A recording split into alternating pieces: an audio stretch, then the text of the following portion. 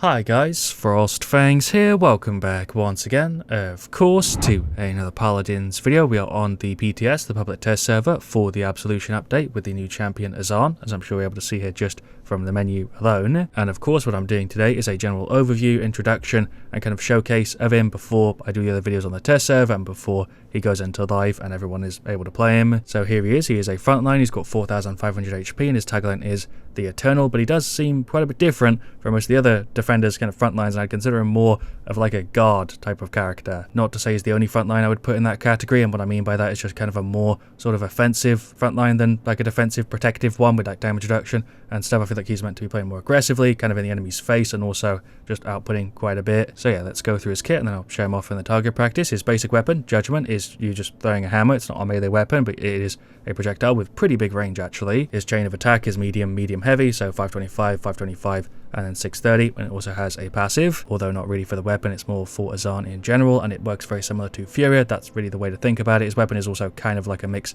between Vora and Grover, but yeah, you take damage or you deal damage, you will fill up this meter, so a little bit different than Furia's one. And what that meter does is a bunch of different things. It gives you just straight up damage reduction for 20% up to 100% of the meter, obviously depending on how much you've got it filled up, and then when you're above 85%, there is a little check mark for that threshold, or I guess an indicator. You deal extra damage, 12% on the weapon, and also alters a lot of your abilities and your base hit too. As it says there, using an ability above the threshold will augment the ability, and that also includes your weapon. Like I was trying to say, it explodes, deals more damage, and overall just buffs anything you're trying to do out when you're at above the meter, but using your abilities will actually consume it, except for your just base hit. I feel like I made that slightly more complicated than it needed to be, but I'm sure once you see it or play with it, you'll get exactly what I'm talking about. Moving on to the rest of his kit though, his right click, Reckoning, with a 10-second cooldown. After a brief wind up, send out a projectile that explodes in an area in front of you, dealing 300 damage and lifting enemies up similar to Buck's F for 0.3 seconds, and reduces the cooldown if you're above the threshold to trigger your passive. Definitely keep in mind, and I'm throwing this in kind of early, that this is the test server, so things are likely to change, and this might not be the exact way he goes through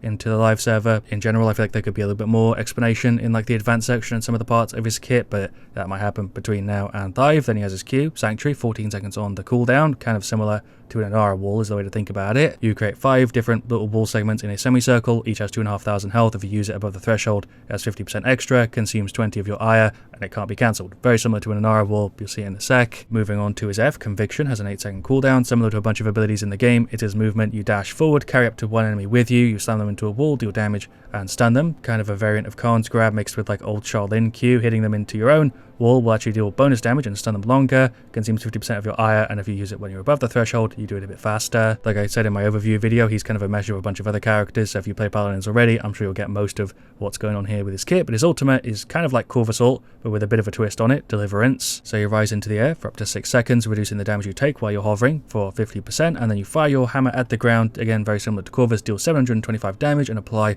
a knockback on hit. Then shortly after you've thrown your hammer and you've marked the area, you'll actually teleport to it, dealing a bit of extra damage and a bit of extra knockback. Moving on to his talents, the first one you get is Persistence. You reduce the damage you take by 5% and also get 40% lifesteal on your weapon hits for just the entire time you're alive. Kind of crazy, kind of simple. I don't really feel like that needs much explanation. For the second one, it's a little bit more complicated, but also pretty straightforward. You augment your abilities the entire time whenever you're using them, regardless of how much ire you have, but you increase the cooldown of those abilities by 50%. It's still a bit of a trade-off because your cooldowns are going up by 50%, so I don't think this is going to be the one that you see most of the time, but maybe we'll have to wait and see. Then his final one, Eternal. Your ire, aka your passive, no longer decays due to not taking or dealing damage, but you also don't get the passive damage increase while above your threshold. This seems incredibly strong because then the only way you're losing your ire is by using your abilities, and the only trade-off is that you don't get the damage buff on your weapon, you still get the augment on everything. So that and Persistence just seem generally really strong. I think it will depend on the situation which one you grab. None of these stand out here as being crazily better than the rest. And finally, moving on to the cards, we'll jump into the target practice in a sec. Don't worry, I'll try and go through these pretty quick. The ones that affect your wall, you can reduce the damage you take while your wall is up. They don't put the duration anywhere, but it felt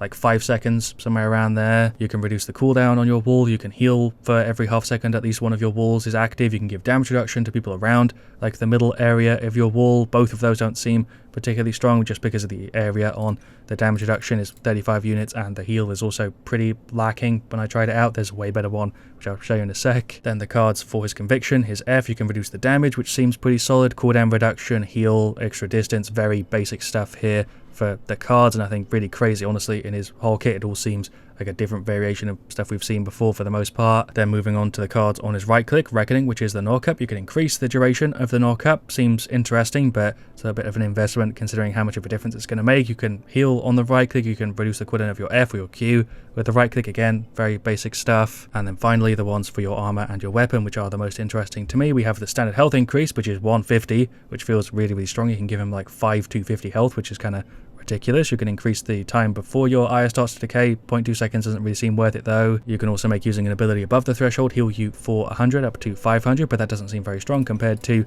the other card, which is one of my favorites and I predict it to be very strong. You can actually heal for 10 up to 50 for every percentage point of your ire consumed by your abilities, which in practice is really strong. Definitely don't take this as like a finished build because I haven't had the chance to play him in a game yet. This is my introduction video. I've only tried him out in the target practice, but Grim Deliverance seems incredibly strong. The health increase is obviously going to be pretty good, and the damage reduction just for having the wall active also seems pretty good. So yeah, we'll jump into the target practice and I'll show him off. I really want to specifically show you that card because it gives you just like a crazy amount of healing capability in fights and stuff. So we'll grab Azaan and then I guess we'll just grab Eternal. No, we'll grab Persistence.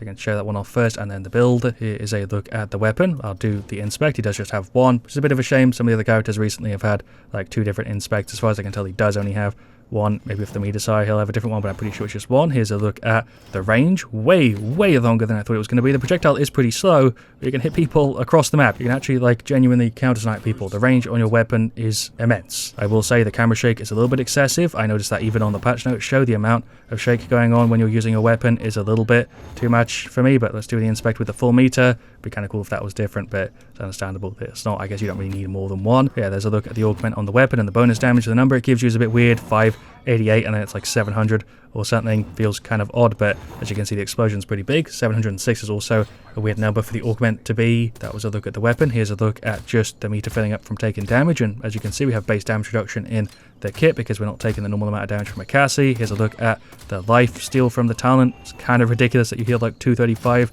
like 280 per hit, obviously with the augment, but even without the augment, that 40% life steal is pretty damn good. Here's a look at the right click. You throw it pretty much right in front of you. I don't know why they made it a projectile that you can't actually lob, regardless of how high or low you look. The only real way you could throw it is if you're like looking off an edge, I think, but even then, yeah, I guess that's really the only way you're going to be able to throw it because it does go pretty much directly in front of you. Although it does seem like the indicator's also kind of a bit jank. There's a little bit in front of you where it isn't as wide as it is a little bit after. Don't really know how to describe what I mean, but you can kind of see what I'm talking about there. So yeah, we'll just throw it on the pip, knocks him up. It's meant to be more of a combo ability than anything else, but it is somewhat unique and I think will fit into Paladins and his kit quite well. Then for his F, which is your dash plus kind of slam ability, we'll just grab the pip as he starts to walk, slam him into the wall and stun him for a little bit. Again, combo is the word that comes to mind. I feel like he will actually feel very fluid if you can chain all the abilities together. Will definitely take a little while to get used to because even though he is similar to other characters, he does have a bunch of different stuff going on and the way that it's all kind of blended together.